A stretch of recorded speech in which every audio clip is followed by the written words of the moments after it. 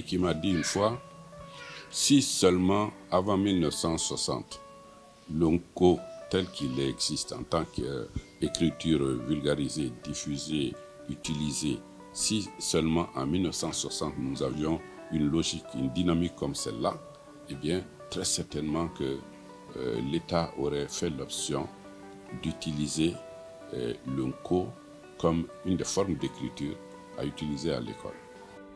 Depuis la présentation de l'avant-projet de la nouvelle Constitution, que stipule dans son article 31 le français comme langue d'expression officielle du Mali, des voix se lèvent. En rupture totale avec la France, la population exige les langues nationales, précisément le bamanankan. Certains sont catégoriques, ne veulent point entendre le français.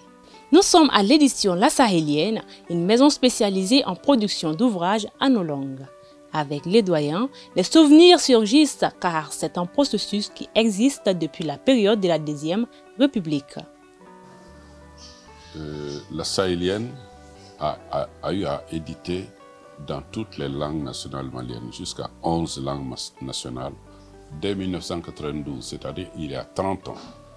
L'option politique de la Troisième République dès 1992, c'était justement de faire en sorte que l'extension de la pédagogie, de sortir de quelques écoles expérimentales en langue nationale, qui étaient notamment à Ségou ou ailleurs, il n'y en avait que 6 je crois, et d'élargir à toute l'école malienne. Beaucoup de modules de formation ont été créés, beaucoup d'enseignants ont été formés, et on a estimé que bon, le Mali pouvait passer à l'utilisation des langues nationales à l'école, en pédagogie convergente. Donc c'est un processus qui a été mûrement réfléchi et mis en œuvre par le ministère de l'Éducation de base. Il faut dire que c'est une expérimentation qui a nécessité de grands moyens, qui, lorsqu'il s'est mis en place, il supposait aussi que des moyens d'accompagnement soient mis en place. Donc des manuels étaient même créés sur toutes les langues nationales, n'est-ce pas? Eh bien, ont été produits et ont accompagné l'extension de la pédagogie convergente. Cette expérience a été un coup d'épée dans l'eau, se désole M. Samba. Selon lui, elle a été biaisée en raison de plusieurs facteurs. En réalité, beaucoup d'acteurs rejetaient cette école en langue nationale qu'ils percevaient comme une école au rabais. À la fois les parents et même une grosse majorité d'enseignants estimaient que bon, c'était pas approprié. Le manuel, c'est un autre enjeu.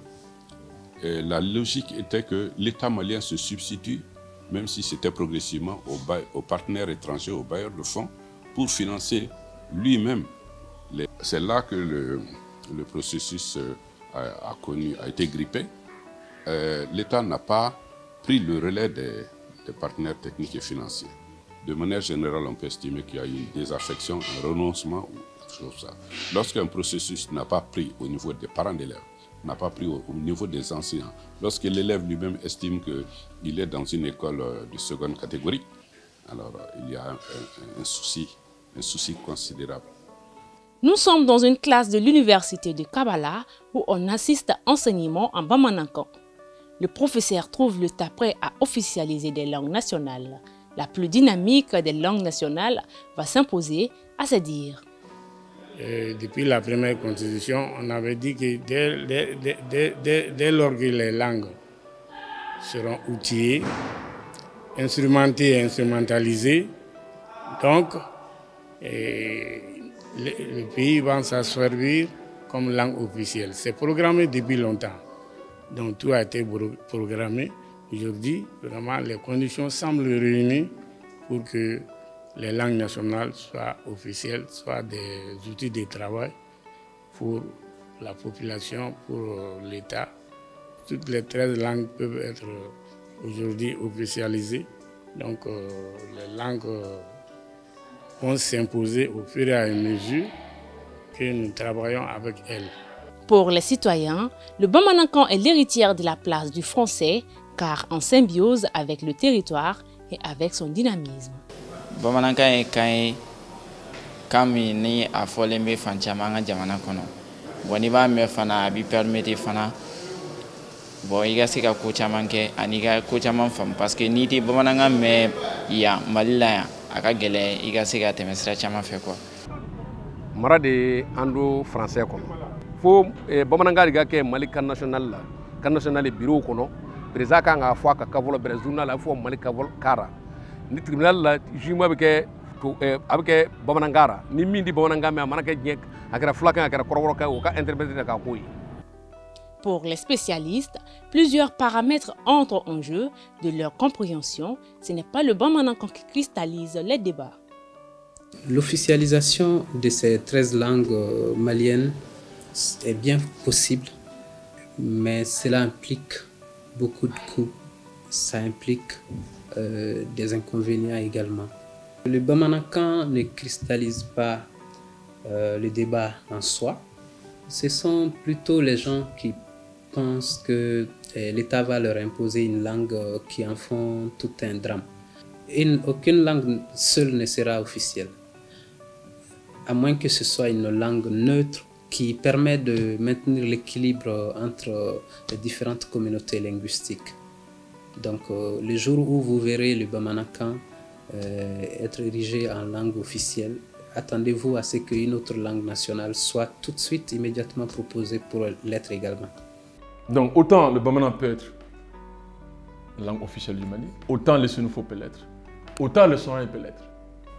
Oui, on reconnaît le français demeure la langue d'expression officielle, mais on peut le changer, et c'est seulement à travers une loi. Ça aurait été l'idéal que l'une de nos langues nationales soit la langue d'expression officielle. La question fondamentale, c'est quelle langue choisir comme langue d'expression officielle parmi nos langues nationales? Parce qu'on n'en a pas une seule. On a maintenant peut-être plus d'une cinquantaine maintenant.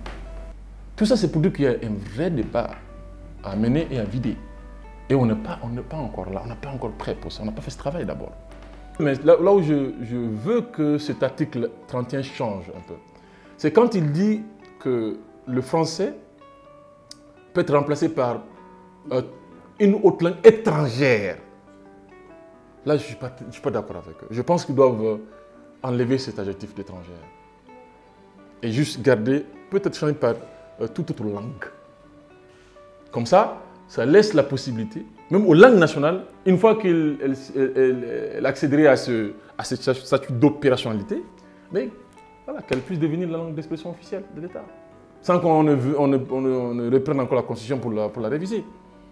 En conclusion, le comité chargé de la rédaction de l'avant-projet de Constitution n'a nullement parlé d'imposer une langue quelconque au peuple malien. Il est plutôt question d'une loi qui va fixer les conditions d'officialisation, de promotion des langues nationales, mais aussi la possibilité qu'une langue étrangère soit érigée au statut de langue officielle.